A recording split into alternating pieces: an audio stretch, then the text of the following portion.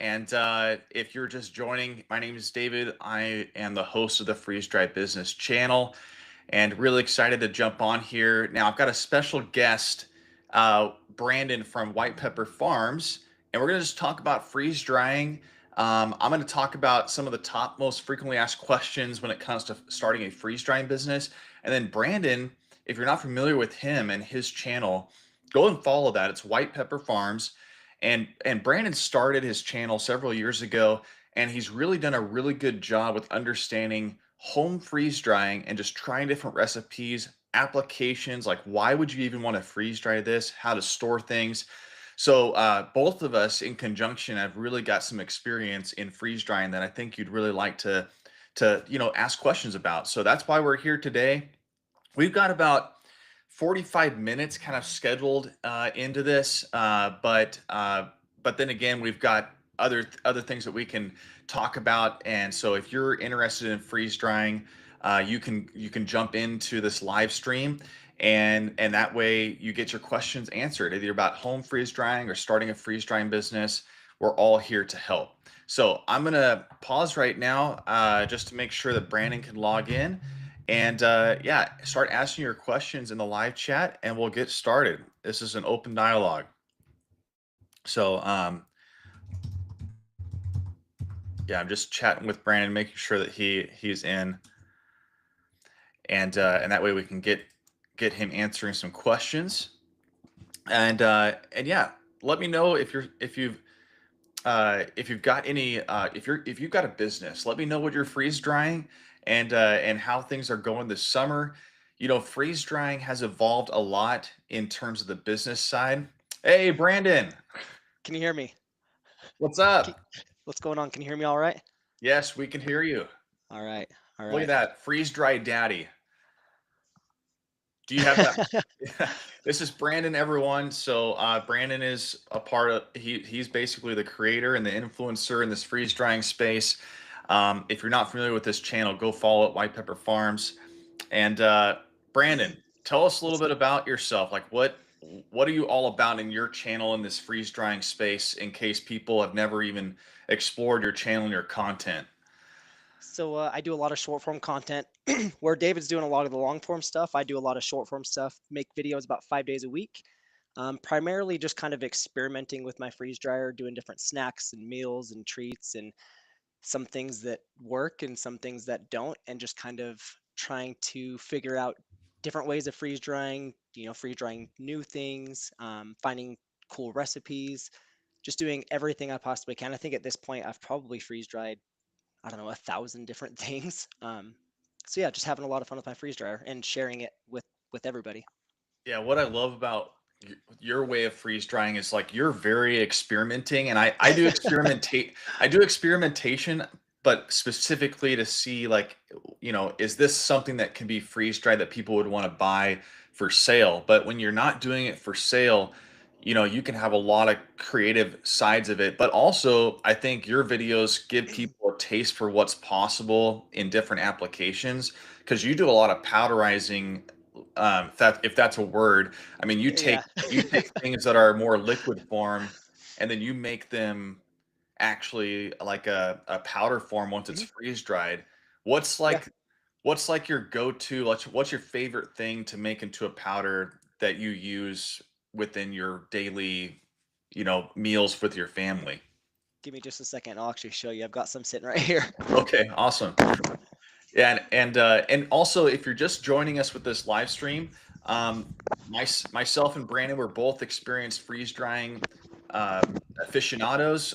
Brandon's been freeze drying for years. I've had a freeze drying business since 2020, and we're doing this live stream to answer your questions. So if you have questions about freeze drying, you're trying something, you're struggling with it not working, or it's still you just have questions about the pumps, what can be freeze dried, what should you do when this certain things, troubleshooting. We're here to help. That's what this session's all about in this live stream. And ask away in the chat. We're gonna get to that every 10 minutes in this live stream. We're gonna jump into the chat and answer those questions live. So, Brandon, okay, I asked you about your favorite powderizing application, and if you're not familiar with what freeze drying has to offer. Brandon, maybe tell why would you want to freeze dry something and then make it into a powder? So this one specifically, this is tomato powder. What I do is I take a lot of, I've got my garden just, 100 feet off of where I'm at now, and we grow a ton of tomatoes. And with 5 kids, we're always doing, spaghetti or pizza or grilled cheese and tomato soup and just different things that we're using a lot of these tomatoes for. And previously, we would just can them.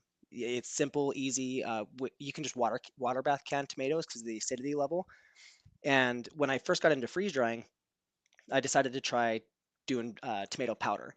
And once you have it in a powder form, so I've got this right here, and I can turn this into tomato soup, tomato paste, tomato sauce. So pretty much any tomato-based sauce that you can think of. So pastas, different pasta dishes, pizza sauce, tomato soup, any of that. We can take this and turn it into that, and it only takes us about 2 minutes to get it done. Just add some water. If you want it more thick, you add less water. If you want it more thin, you add more water, and then add all your seasonings in after that. And especially with how busy we are, I mean, evenings at our house are very busy. So if we want to, make spaghetti, we don't have to go to the store and get something off the shelf. We can make something with tomatoes that came from our garden. So this is probably my favorite one. This is the one that we use the most. We do a lot of other ones. We do a cauliflower flour, cauliflower flour. And with that one, we'll freeze dry cauliflower, grind it into a powder, and it gives you some low carb flatbreads, and you turn it into a dough with some egg and some water, and it just gives you more healthy eating options, especially ones that you don't have to go to the store and find there. You just have them sitting on your pantry because they last for years and years and years. And I've actually seen the flour thing be done with zucchini, right? You can do zucchini Yep. like a zucchini flour, but it's basically you got to freeze dry a lot of zucchini to make it equivalent to like 1 cup of regular, you know, flour. Is that right? Yeah, I think if you want it to act as like a normal flour, I think you do like 25% zucchini flour and then 75% normal flour. So you just kind of mix the zucchini in with the normal flour just to give you some, especially if you've got kids, that's another one that is easy to sneak some nutrition into their meals. Um, but yeah, that's one that we do a lot. Yeah, I went to Boulder, Colorado. I told you this, but Mhm. to my audience too, I went to Boulder, Colorado, and went to visit a guy that has a business called B Micro, and he freeze dries microgreens. And I'm not familiar with microgreens, but I know now that it's basically you're eating the plant after about 14 days of growth, and like microgreens in your home, like you can buy Mhm. and grow microgreens, but he's the first of like I believe freeze drying microgreens, and he has two different types of products that he sells. He sells products that are actually like the leaf that he's Mhm. dried out, the microgreens, and then also he makes it into a powder, and then he sells both of those. And I've already tried it, but already with my kids, and I did it in like they love grilled cheese, so I just dumped Mhm. a little bit of the powder inside the grilled cheese because the serving size is only 1 teaspoon, which isn't very much. And they notice that there's a little specks of green, but they don't know that Mhm. it's you know Yeah, they would never know. yeah, it's like And blended up broccoli or blended up, micro leaves or whatever. So it's actually really nice. And so you can do that in your home if you want to. yeah, so I haven't freeze dried microgreens, but I used to grow them all the time. They're really easy to grow in your house because you don't need all the grow lights and fancy equipment because you're harvesting them before they ever get to that level. And when they're that small, when they're the little sprouts of the plants, it's much more concentrated nutrition. Yeah. So, I mean, yeah, it's easy for anyone to do. You just get a big tray, put some soil in it. I don't even think you need soil. Some people are using like little wet mats, even. It's really easy to do. It's one of the easiest things I've ever grown for sure. Yeah. Well, let's get to some questions. So if you're just joining us, we're gonna look at the chat and we're gonna answer some questions every 10 minutes in this live stream. We're going to do about 45 minutes of this live stream. So if you don't have your questions answered, it's okay. We're hoping to do more. And in fact, this coming Friday, Brandon and I have a huge announcement. Actually, the video for both of us of what we have planned and what's going to be launching for the freeze drying industry is coming out on Thursday. We're both going to be releasing a video about that and what it means for you, what it means for us, Really exciting to do this. And then Brandon, you and I are going to have a live stream at 11 a.m. Mountain Time on Friday, this coming Friday, July 18th. And we're going to talk about everything that we announced in the videos that we're going to release and answer questions. We also have some fun giveaways with the thing that we're releasing. So it's going to be a lot of fun, right? Oh yeah, I'm excited about that. Yeah. That'll be Okay, good. so I'm gonna go through here and just I put up on this live stream right now. Terry says I'm interested in doing pet food. Brandon, have you done any pet food at all? Do you have pets? What's your opinion of that? So I do have pets. I haven't done pet food, but I've done pet snacks. But I mean, I understand how it works and how much more nutrition and just really healthy food you can get into pet food with freeze drying. I don't have any experience doing pet food myself, though. Do you? No, and I don't have any pets myself, but I've been in my in my freeze drying channel, I've met people who are freeze drying pet food. And in fact, at the freeze dried summit in September, this is we're gonna have an actual speaker talking from Foodynamics, and he's his name's Sean Jones. You can look up my video with him, and I did an interview, but he's basically a co-packer for people who are interested in freeze drying pet food. So he helps small people who's starting a business doing research and development on developing a freeze dried pet food product. So he's really knowledgeable, and but it's a huge industry, and you can definitely find more information on how to freeze dry pet food through some of my interviews that I've got.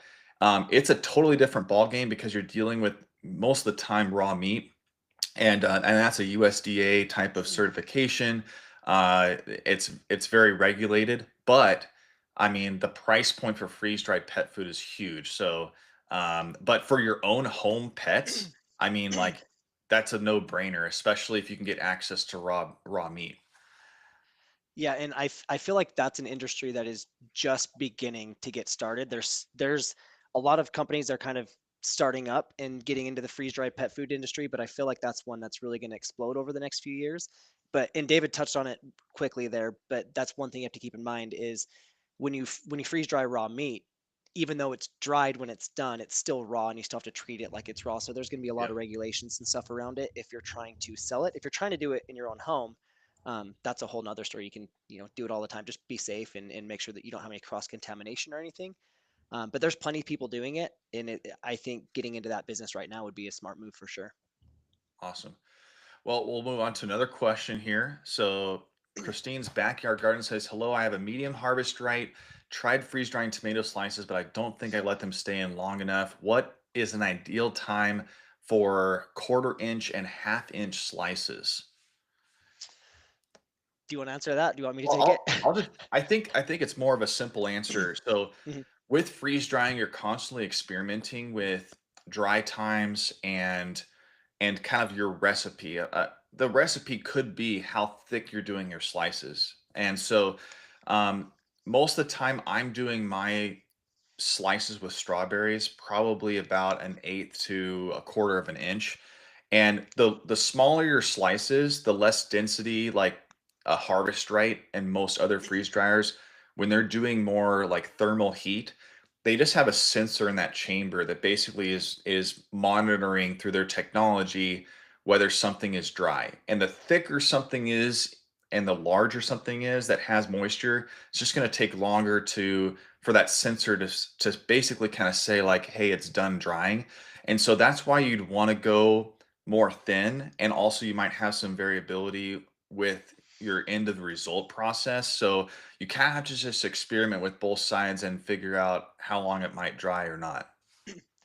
Yeah, and I mean another aspect to this is, are you laying them flat? Are you overlapping them? How many tomatoes are in each tray? And then even further into that, tomatoes have seeds, and those seeds are going to hold on to moisture. So if you don't really get it dry, some of that moisture is going to seep back out of the seeds and into your tomato. Um, I usually I say this all the time, but no matter what, my settings on my freeze dryer, I always have it set to 24 extra hours of freeze or dry time because I never want it to stop drying. When it says it's done, it's pretty much an educated guess. It doesn't actually know that it's done. So as Yeah. soon as it says it's done, I pull it out, check it, make sure it's dry. If it's not dry, I put it back in. I have no problem going, 6 to 12 hours extra dry time sometimes, especially with things that have seeds, just to really make sure that you're getting it dry. And it's kind of hard to tell you a specific time because humidity plays a role, the temperature of the room plays a role. There's a whole lot of different things going on. If I know if I were to do a full freeze dryer full of tomatoes, I'm probably looking at, just to really make sure I get it dry, I'm probably looking at a good 45 hours, but there's a lot of different things that go into that, so you have to kind of play with it to find out. Yeah, and I think let's maybe answer the question too. Like this is a common question, like what is freeze drying? And just remember that freeze drying is a process of basically going from a liquid state of water, and the freeze dryer is basically taking it to a vapor, so a gas. And so that's why in a chamber with a vacuum, basically you're able to take the water that's in fruit or meals or meat, whatever you're doing, and it's basically taking all that water out through the vacuum and then attaching it as a vapor and making it ice on the sides of what you're seeing in your freeze dryer. And that vacuum pressure allows for also you to have a high temperature without burning the food, without it shriveling up and shrinking like you would see with dehydration. So that type of process is what the freeze dryer is doing, and that's why freeze drying is one of the purest forms of keeping that nutrient density in food once it's done. And that's why also you can store it for a long period of time as moisture is removed. Versus when you look at like a freeze dried apricot, which I love, or sorry, a dehydrated apricot, which I love. I Oh yeah. love the chewiness of a dehydrated apricot, but there's still some moisture in there. So it's not going to be able to store for as long as a freeze dried product.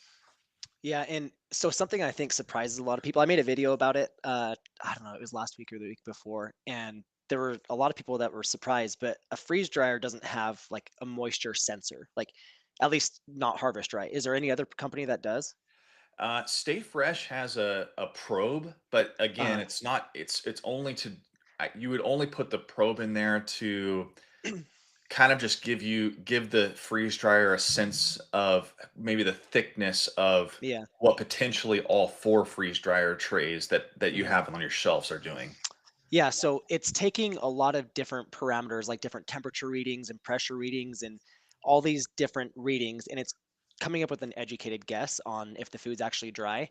So when it says it's done, don't take that as it being actually dry. You really want to be double checking it, and then don't be afraid to put it back in there longer. I mean, when I do it, I don't know if there's a way you're supposed to do it, but when I do it, I'm releasing the vacuum over here on the side of the machine. I release the vacuum, I open the door, check everything real quick, throw it back in, and close the door, close the vacuum again.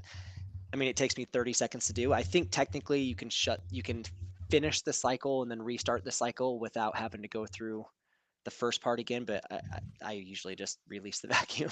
Yeah. It's the faster way to go. Might not be the right way though. Let's go with another question. Teo says, I hope I'm saying that right. Is freeze-dried plant-based milk in different flavors a good idea? Do you know any business that have similar concepts? Um, so Teo, thanks for your question. Freeze-dried plant-based milk. I regardless of whether it's plant-based or not, I mean, if you're freeze drying some liquid form, it has to be very cold before it goes in the freeze dryer. Otherwise, you face a lot of bubbling, and it also will not be as dense of a powder. If you watch the beginning of this stream, Brandon brought out his favorite type of thing to freeze dry into a powder, and that's his tomato right there, his tomato paste. Like you gotta freeze that before you put it in the freeze dryer, and that paste needs to be probably frozen at ideally like -10, -20 degrees. So if you've got a deep freezer that can get that cold, that's gonna be ideal because really your freeze dryer is meant to dry something. I would always pre-freeze something. Brandon, I think you came out with a video about that. about why you pre-freeze stuff. Can you Mhm. talk about it? Yeah, so pre-freezing it really, I mean, there's a whole lot of David got into some of the reasons why you would want to pre-freeze something and get it down to temperature first. Um, like I said, I've run a lot of different experiments with different foods, and one common thing I was seeing is, especially a lot of those liquids that I'm planning on turning into a powder, if if they aren't completely frozen, as cold as I can possibly get it, if it is not completely frozen by the time the process starts, I'm seeing a lot of that bubbling, and then I'm seeing sometimes explosions. And when I say explosions, in the freeze drying world, it's just that whatever you're trying to freeze dry expands and just makes a mess in your freeze dryer. So I usually do one of two things. If I have room in my freezer, I'm going to pre-freeze it and then put it into the freeze dryer after it's pre-frozen. The second thing is, like, right now I don't have room in my freezer to be pre-freezing anything. So lately what I've been doing is I come in here to my settings, and so my initial freeze temperature is -10 degrees Fahrenheit, but then my extra freeze time, I put that at 2.5 hours. And what that does is it brings it down to that -10 degrees, and then it gives it 2.5 extra hours to really freeze solid. Because if without that extra time, the entirety of your liquid might not quite get down to that temperature, and you really want it to. So add some extra freeze time. But as far as doing it as like a business, um, Yeah. and you know what? Actually, let me go back. Plant-based milk. David, can you give me an example of what one of those would be? Because I'm thinking sugars in my head from Yeah, from and the I from the plants. to be honest, I don't drink any Mhm. plant-based milk, but I'm just imagining it's still a liquid base, so Yeah. you're dealing with kind of that same process of having to pre-freeze at a cold temp and being a little bit more delicate. I would start your freeze drying experimentation with plant-based milk at one that doing that pre-freezing at ideally like -10, -20 degrees, having your freeze dryer already at that temperature as far as like before you get it in. And then I would do a low temp drying temp. So I probably start out most of the freeze dryers like Harvest Right, Stay Fresh, Blue Alpine, they kind of have a default temp of 125 degrees.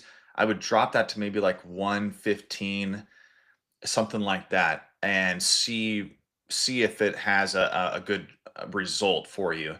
The higher the temp, it's just going to be probably more of a fine powder. Again, you have probably more susceptibility to it bubbling, and therefore it's more of like a powder that can be like just like slapped like it's like flour and it doesn't actually have consistency that you would want. That's a part of just experimenting with freeze drying. That's why it's everyone kind of has their own recipe. There's consistency. A lot of people are asked a lot. I have a lot of people that ask questions like, well, what's the temp for this? There's a general consensus that, most things freeze dry at the temperature that these freeze dryers set it at 125 degrees. But then for candies, you want to do it at a higher temp because it won't pop like you want it to. A good example of that actually is high chews. So I used to do high chews at like 140 degrees, and I didn't do any tray warming at all. But what I found when I warmed the candies for about 5 minutes at 140 degrees, it would soften up more. And then when it kicked on at 140 degrees drying temp, it would expand it a lot more. And so the size would be bigger. When you bite down, it would dissolve like a freeze dried Jolly Rancher. So those are the different things that you have to experiment and also just kind of know what type of product you want at the end. Um, we got kind of sidetracked on that, Brandon. Yeah, So it's fine. let's go to the next one. Mary says, "Where do I find 7 mil Mylar bags to know my food will last longer?" Right now, for the last couple years, I've been using Wallaby Goods. They've got some 7 mil Mylar that's really good. Um, who else? Who are you? You don't do a lot of food, huh, David? No, for me, I mainly use, Amazon, but some of those products just don't come back the way I want them to. Uline is a good source because they have a lot of different varieties. The problem is that their freight shipping cost actually gets you to be at a price point where you're better off just going with individuals sales. But um, I would say Yeah. check out Wallaby Goods for sure. So Wallaby Goods, you can buy them on Amazon. You can also buy them on their website. I think I've also heard good things about what is it, Pack Fresh USA. I think that's one of them. I Yeah. don't know what the mill is on Pack Fresh, but I do know that Wallaby. When you're buying from Wallaby though, make sure you're looking at the mill on the bag because not they don't sell only 7 mil. They sell all sorts of different sizes. But they have some really nice 7 mil gusset bottom zipper, the everything included. So I would definitely check out Wallaby. They're a good one. Yeah. Yeah, thanks everyone for your questions. Again, if you're not familiar with myself, I'm David. I'm the host of the Freeze Dry Business channel and the Freeze Dried Summit, which is a huge conference that I'm launching in September. Brandon here is the connector and the host of his channel called White Pepper Farms, and he focuses on everything freeze drying as well. It's just more home freeze drying and experimenting and using it in your home. Brandon, maybe since we've been on for 25 minutes or so and we're kind of going to wait for some more questions to pop up, maybe introduce yourself. Tell us about what your content's all about. Yeah, so my name is Brandon. My channel is White Pepper Farms. I do a lot of short form content where I'm teaching people how to use their freeze dryer as well as just a lot of different crazy recipes and experiments. I I'm definitely having a lot of fun with experimenting as many different ways as I possibly can to see what's going to work, what's not going to work. Are things going to be better freeze dried, better fresh? Um, and really, I think at this point I've probably freeze dried over 1,000 different things. I'm really just trying to push the limit on what I can do because there's a lot of things that you know people say you can't freeze dry, but realistically, as long as you kind of manipulate it in a couple different ways, you can freeze dry them. So those are things that I'm trying to show, as well as just sharing as many just fun little recipes as I possibly can. Like, hold on, David, I'm gonna go. I've got one right here. I haven't made my video about it yet, but I have it. Give me just a second. It's a Okay. fun one. Yep. Yeah, if you're not familiar with Brandon's channel, I mean, he's got a lot of subscribers, way more than me, but he just has a lot of fun with freeze drying. And so it's fun watching those things. And if you're looking at starting a business in freeze drying, it can really give you, his videos can give you kind of a taste for what you can start experimenting and you didn't know maybe could be freeze dried, or like what it would look like once freeze dried, and it might give you aspirations for kind of what you can start innovating for selling it as a business. But Brandon, yeah, what are you working on? All right, so this one I haven't made the video about this one yet. I have all the footage, but I haven't put it together. So that like this one, this is just a fun little snack. It's got graham cracker on the bottom, and then it has lemon pudding on top of that, and then a strawberry on top of that. And this turned out incredible because you've got the graham cracker flavor, and then the lemon really brings in a whole different kind of angle to it, and then the strawberry just kind of finishes it up. And stuff like this is what I've been enjoying doing, especially lately, is just little fun snacks and meals and treats and stuff like that. So that's been a lot of fun, as well as I think a while ago they say that you can't freeze dry chocolate, but if you dilute it with water, you can actually end up with a chocolate powder, and that was a fun one as well. Just a lot of fun experimenting. That's pretty much what I do, and teaching people how to use it. Especially lately, I've jumped on and done a lot of just real quick tutorials and answering questions and things like that. That's awesome. I'm just mentioning in here in the chat here, if you've got questions about freeze drying, this is what this live stream is all about. Um, and Brandon and I both have extensive experience, freeze drying. I'm more experienced on the business side. I've been running a freeze drying business in Boise, Idaho for 5 years. So I'm still a boutique, more freeze drying company, but I've also interviewed and traveled around the country finding out what people are doing in freeze drying as a business. And Brandon also has extensive experience, like he said just now, like he's freeze dried over 1,000 different things. Um, and so if you've got kind of some troubleshooting things, even that's not like related to freeze drying a piece of food during this live stream, put it in the chat. We'll post it up on the live stream and then answer that for you. Um, Brandon, I looked up on ChatGPT and I looked up, what are the most frequently asked questions about freeze drying? So we're going to answer these while we wait for more people to ask questions. All right. Um, okay, so what foods can be freeze dried? That is the biggest question out What there. can or can't? What foods Can. can be freeze dried? Almost anything. I mean, there's not a lot that can't be freeze dried, and even the things that can't be freeze dried, you technically can. So I mean, you can freeze dry. You can freeze dry meat. That's one that I get a lot of questions about is can you freeze dry meat? And the answer is yes. You can freeze dry both raw meat and cooked meat. It's better if you freeze dry it cooked, in my opinion. If you do freeze dry it raw, you still have to treat it like it's raw once it's done. And to me, just the final result is much better if you cook it first. For example, we do rotisserie chicken, and we'll shred up a whole rotisserie chicken, freeze dry that, and then when we rehydrate it, we actually do it with chicken broth. So it's amazing. We just did steak, so that was another meat that we just did. Any kind of fruits or vegetables, you kind of have to be careful with fruit sometimes because the seeds will hold on to some moisture, but as long as you're giving it some extra time, and it might shorten the shelf life a little bit if it has seeds, but it's not something you can't work around. Um, I mean, also, Yeah. I you can freeze dry pretty much anything. It's What? easier to talk about what can't be freeze dried. Yeah, maybe let's answer that. Brandon, what is something that can't be freeze dried, but you've tried it and you found some way? Anything? um, so chocolate was one. Chocolate, they say you can't freeze dry it, and so I actually failed with chocolate first. I freeze dried it, and it nothing really happens to it. You can see it in the freeze dryer, and it's almost boiling, but then when it comes out, it's not dry in any sense of the word. But what you can actually do is you can melt the chocolate down and you can add water to it, and it turns it into this watery, chocolatey substance, and you can freeze dry that, and then you can end up with a chocolate powder, which is kind of fun. Um, and then people talk about, fatty foods. You're not really able to freeze dry fatty foods, which is true to an extent, as long as the fat is mixed into the food or dispersed throughout it. So milk isn't one that is an issue. You can freeze dry milk, no problem. You can freeze dry pretty much any dairy. So cheese, you can also freeze dry.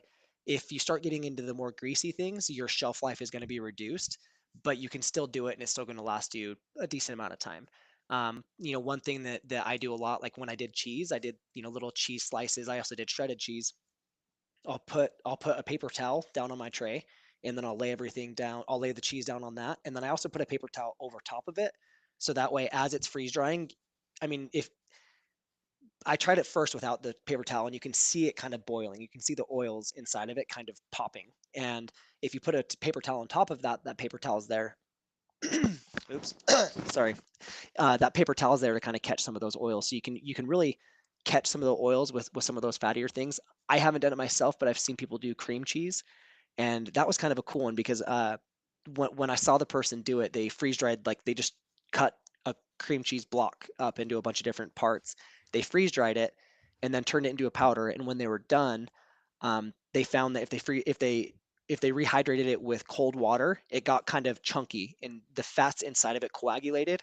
And so what they found is they could rehydrate it and turn it back into cream cheese, but they had to rehydrate with warm water, and that dispersed the fat back into the cream cheese, and then they could put it back into the fridge after that. So that was another one that somebody found out that it doesn't really work, but technically it does. You have to work around it. So Okay, so what about this? Mary says, how about butter? I wouldn't do butter. That's one that I think that is just too fatty to do. I've thought about doing that just to show what happens. In my mind, I'm pretty sure I know what's going to happen, and it's going to pretty much come out the way that it went in. And I I'll don't say think I don't think I mixing was with going to water say is going to this. help that one. I just went to visit Alaska Food Company up in Mhm. Wasilla, Alaska, and they actually freeze dried their mashed potato recipe. Mhm.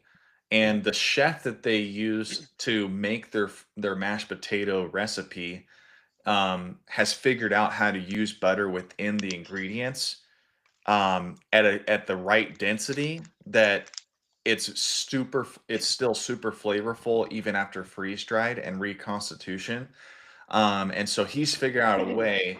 That's how I would answer that. You can use Yeah. butter, you can freeze dry it, but like you said, um, it almost has to be diluted at a very like unique ratio. So if you're gonna use butter, like find kind of like mix it in and like make sure it's like 10% of the 100% of whatever you're doing, Mhm. something like that.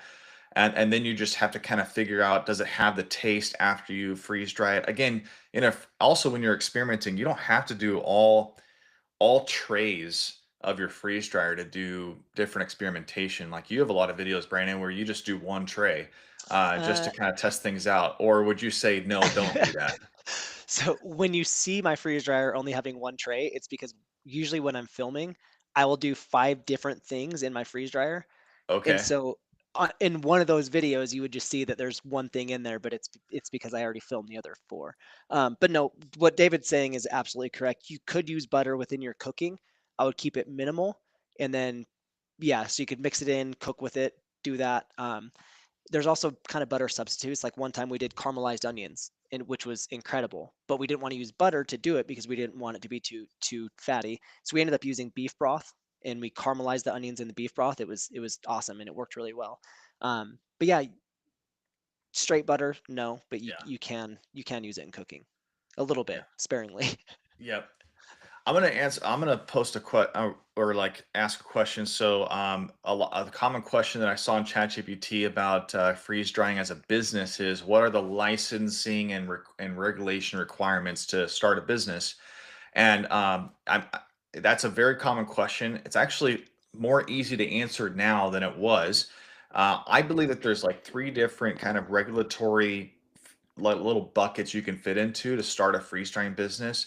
Number one is a cottage food operator. And in the US, most states have a way for you to sell home goods at farmers markets. You can sell direct to consumer. Basically, it's a little bit less of food regulation than actually having to be in a commercial kitchen, and it's designed for to encourage uh, home-based business commerce. That's what America's all about. And so it's those laws are there for that. So with freeze drying, some states are more loose than others.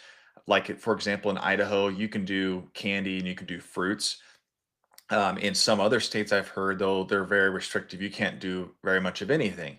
So, what's the option there? The second part of bucket would be start food regulation would be in a commercial kitchen. Okay, and that can be a shared commercial kitchen, or you can do it as your own standalone.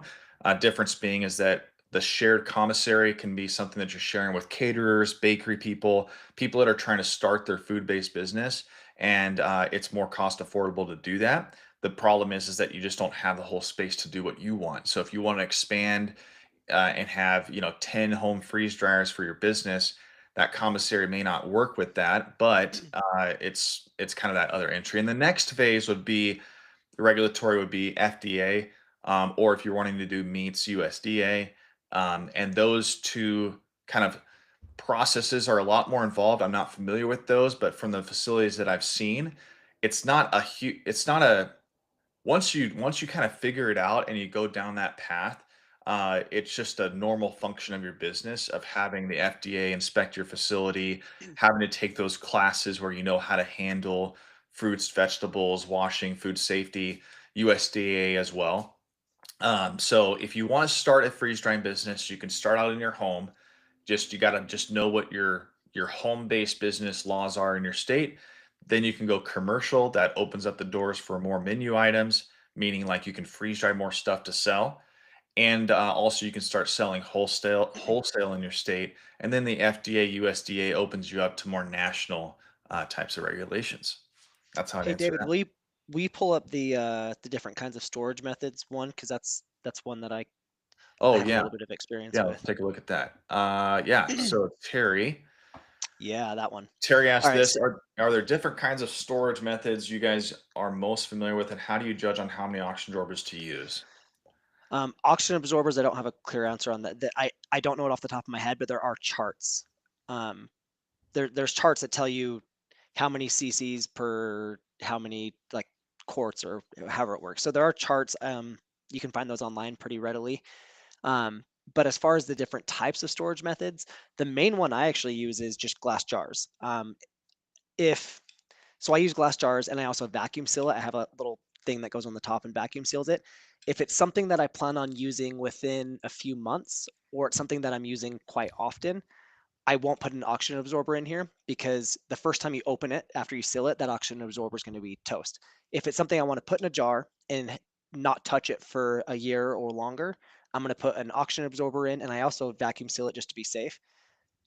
You can use jars, it's going to give you less of a shelf life than mylar bags will, but they're still going to give you plenty of years. I've had things in jars for I think the longest is 2.5 or 3 years, and they're still good. Um, the biggest thing to consider is you don't want it to be sitting somewhere that's getting direct sunlight, because then you're going to start to degrade a lot of the different things. I've had a thing of tomato powder that was kind of next to a window, and it almost turns like white, like whitish yellow. It'll start to degrade it. Same Hmm. with temperature. You want to make sure that it's in a cool, dark room. If you want long-term storage, that's when you want to shift over to mylar bags. You don't. I've got a vacuum sealer for mine, but honestly, it's not something that you need. Just a good oxygen absorber, a good mylar bag. If you want really long-term storage, go with a 7 mil mylar bag. A lot of the companies now are selling ones that are like much thinner, and I don't necessarily trust those for long-term storage. And then you just want to make sure you get the seal on that perfect. There's been a couple times that I've had, a mylar bag full of food ruined because there was a tiny little pinhole where I sealed it, and it let oxygen in and really just destroyed the food. But those are the two main ones that I use is mylar bags in jars. But honestly, I stick with jars most of the time because I mean, with how much I'm using the stuff that I freeze dry. So if it's something you use, go with glass jars. If it's something you're wanting to put away, use some 7 mil mylar bags for sure.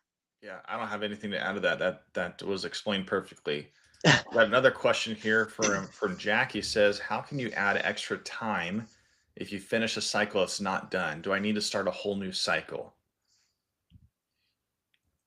Brandon, you want to So answer that? I don't have a lot of experience with this one because, like I said, anytime I start, I make sure that I have 24 hours of extra dry time. So I technically never have a cycle that finishes. So I don't even remember when I first started.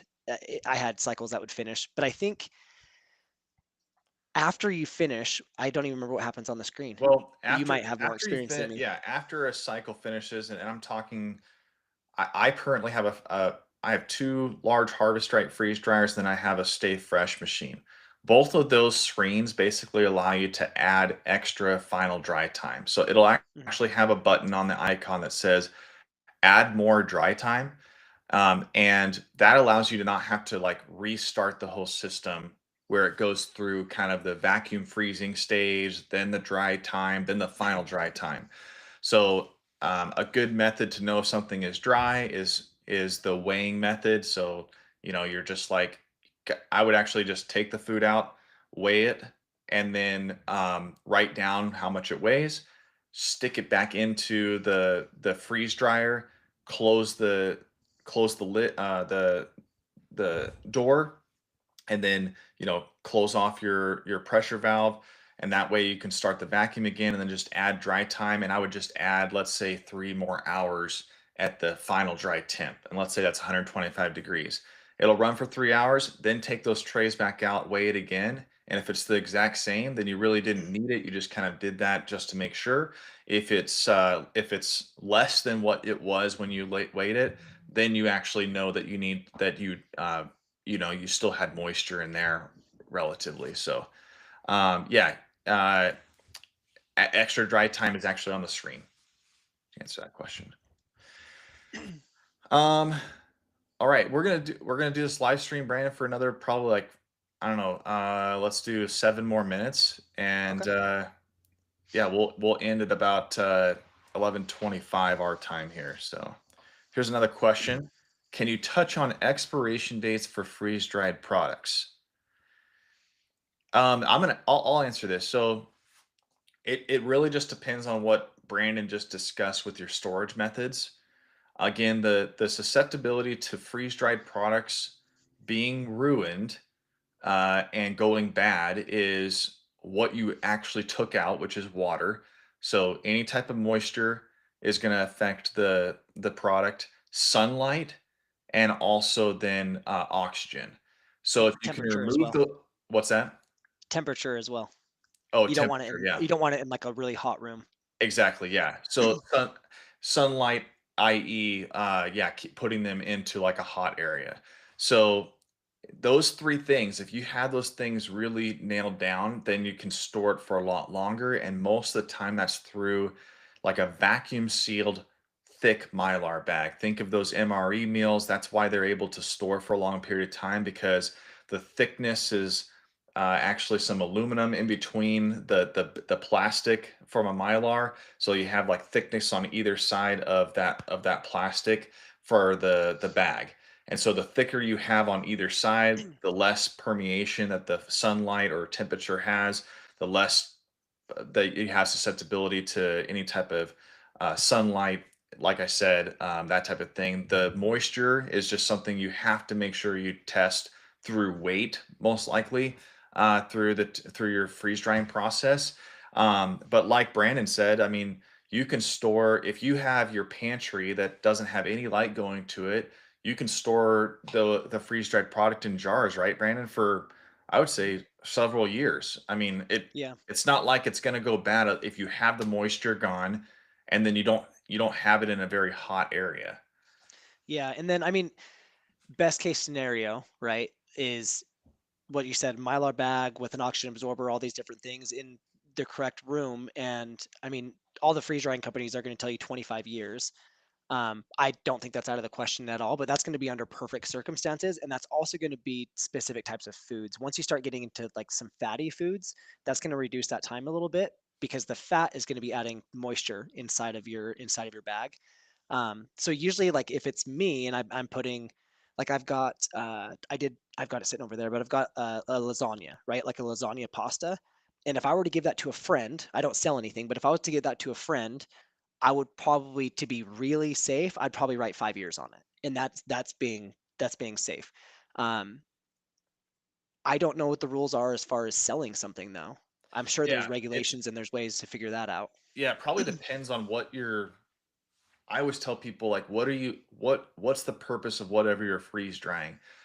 I would say generally speaking, most people are not looking at 25-year shelf life with freeze dryers. The average person buying a freeze dryer today, you're probably experimenting with something or you're going to store it uh for some reason for a couple years because in my point of view, there's a lot of seasonality with fresh produce, with eggs, with milk, all that type of stuff. And so you find things that tend to have a lot of waste with in your home, and freeze drying helps preserve that. And then you can utilize that later through knowing how reconstitution works, or like Brandon does with this tomato paste and Mhm. powders. He uses that to make, tomato bisque soup or whatever he's going to Mhm. do. And that's because come harvest for all of his tomatoes in his garden, it's like you've got this abundance and you're wondering what to do with it instead of it going to waste. Um, Yeah. yeah.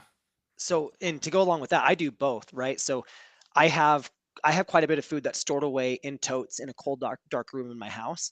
I have them in 7 mil Mylar bags with oxygen absorbers, and I actually have them vacuum sealed as well. And I have those stored inside black totes that are then put on a shelf inside of a cold, dark room. That is stuff that I don't plan on touching, really. I mean, it's going to sit there for.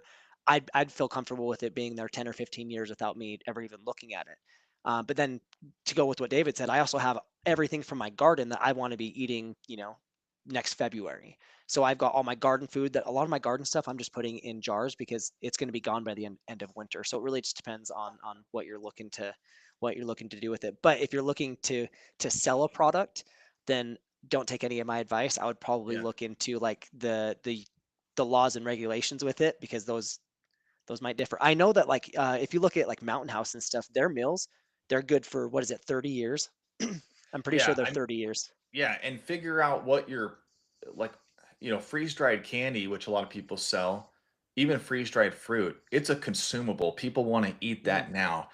And that's where you kinda have to market your product, like, either you're a meal ready type of product where it's like, "Hey, I can buy a bunch of backpacking meals, and I don't have to go and, like, buy these on a regular basis, I can store them up for myself." Then you'd wanna use more long-term storage because then you're just creating a bunch of freeze-dried meals for yourself. If you're selling stuff that's more consumable, that people like, it's more snackable, then there's no point in going the full storage, long-term storage expense of those types of methods.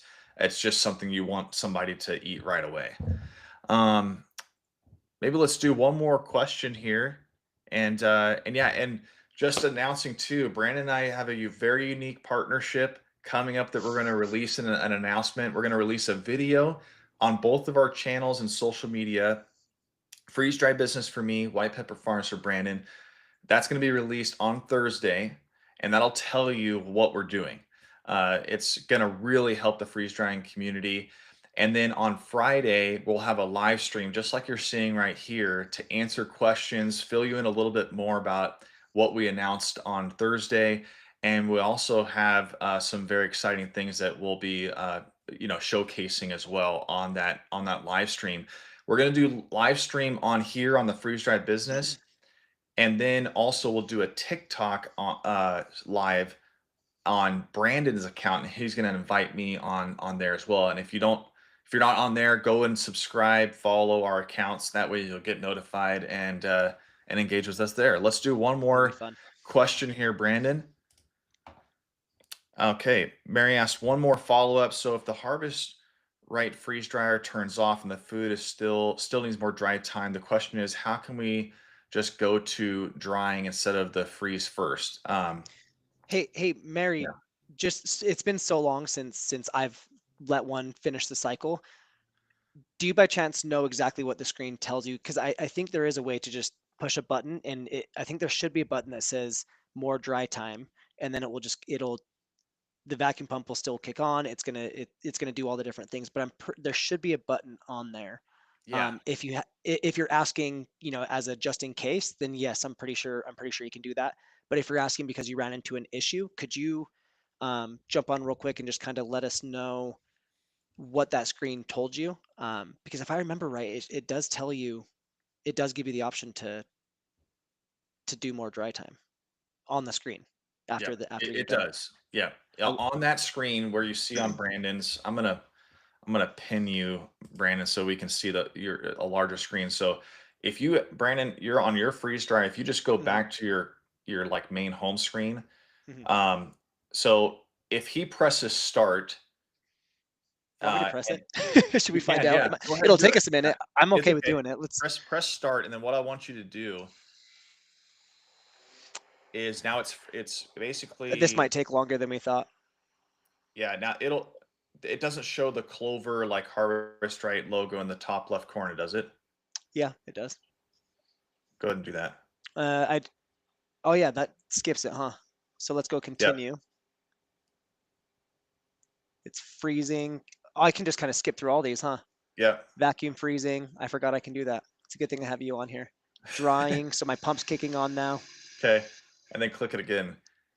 Yeah. So Okay. right now, yep. So to answer Yeah, your so question, we can you tell you for can't sure see now. you can't see it through the video like Yeah.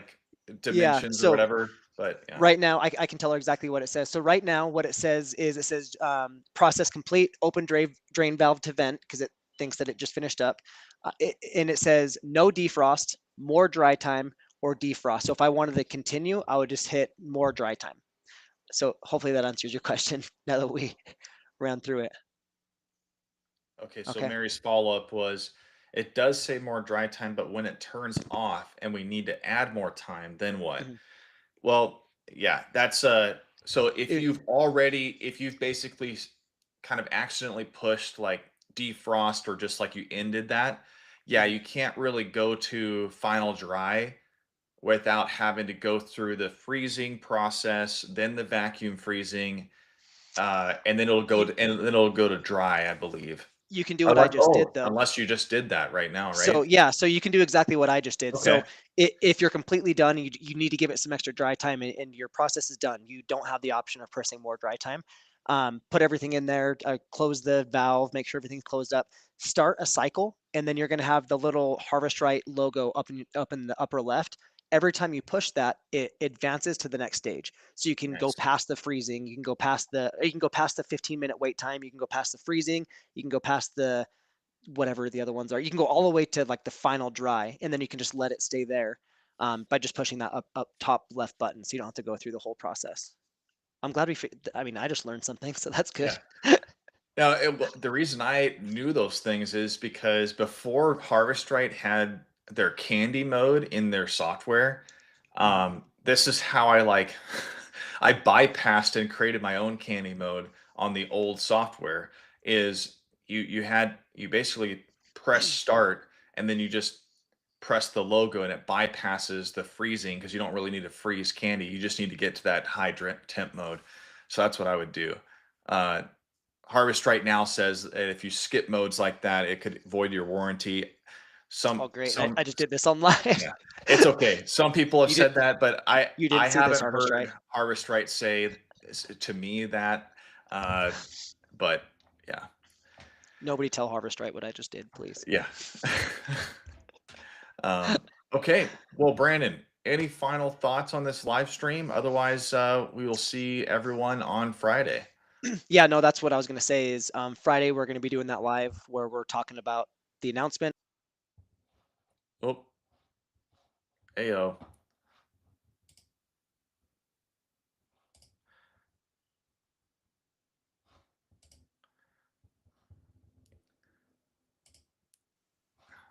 Can you hear me Oh, now? hey, Brandon. I I tried to unpin you in my live Uh-huh. stream software here, and I just clicked on "Don't show Brandon anymore." Oh, So sorry about thanks. that. If Thanks finish for up your that. thoughts. No, I was just gonna say, Friday, we're doing that live stream talking about the announcement, what we've kind of been working on for, I feel like, the last forever. Um, so yeah, it's gonna be exciting. We're gonna be doing some fun stuff, so definitely jump on. Friday morning, 11 o'clock our time, so 11 o'clock Mountain Time. Yeah, and if you're just finishing up watching this, let us know in the comments of this video if you'd love for us to do this again. We're two people that know a lot about freeze drying, and we'd love to know if it was impactful and helpful for you. So until next time, well, until Friday, we'll see you then. Take care, everybody.